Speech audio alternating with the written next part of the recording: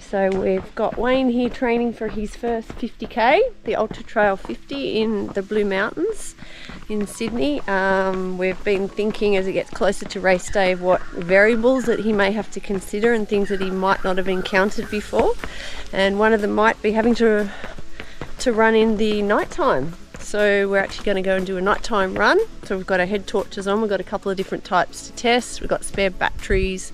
We're considering our safety. We've got all our safety gear, enough water and enough warm gear just in case it gets a bit cool. But we're just going to go and have a little bit of a play in the mountains in the night time. You excited, Wayne? I am. Should be good. See how we go. Hello, Blue Mountains. Mount Solitary. I'm heading towards Three Sisters. Just a tip, have your head torch on before it's dark.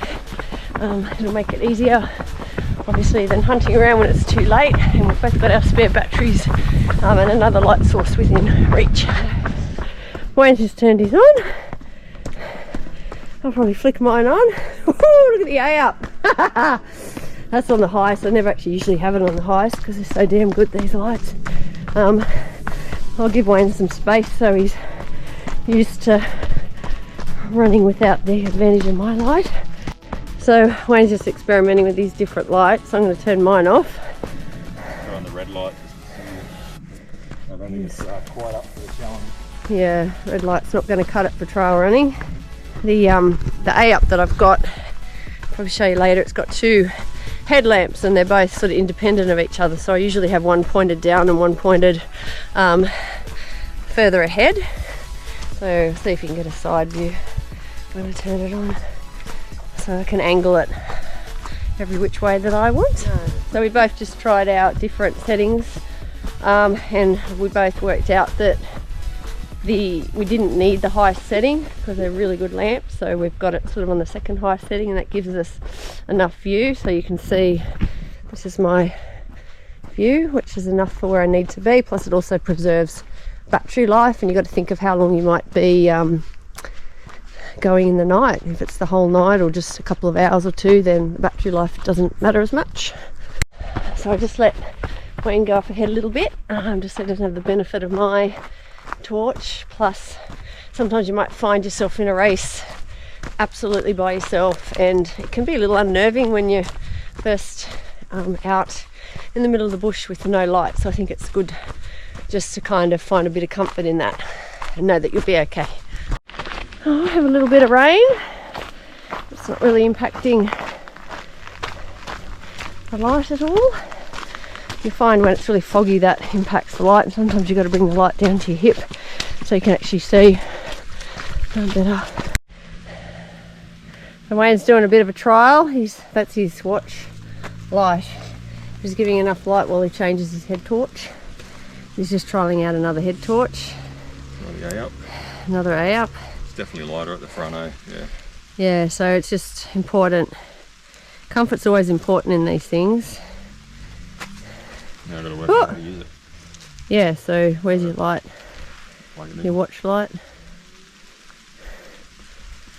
I got stuck once doing the Buffalo Stampede in the night, having to change my battery. I didn't have my spare light handy, so I had to just kind of navigate it all in the dark. So that's kind of like why we're practicing now. So we've got everything to hand and we know how it all works. How's that, Wayno? Yeah, that's good.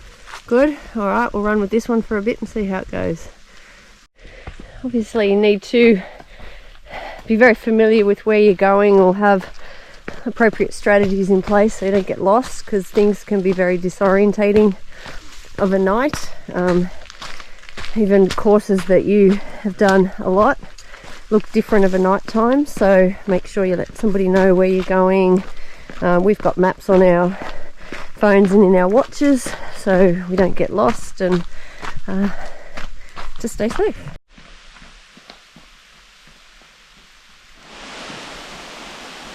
There we go. This is what it's like without any light. Woo! So you kind of want to have a good torch, because you're not really going to get back without it.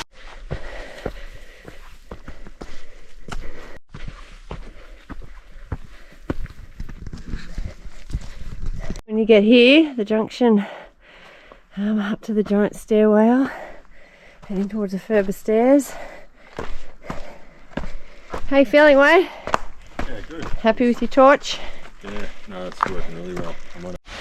Rightio. The mighty Ferber stairs.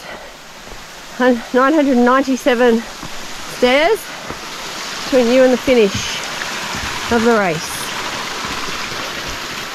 It's nearly over. We just finished our night session. We practiced with a few different head torches, played around with the actual the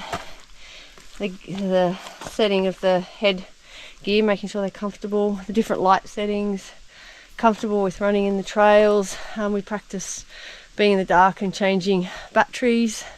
Yeah, it was good. All good? Yep. Over and out.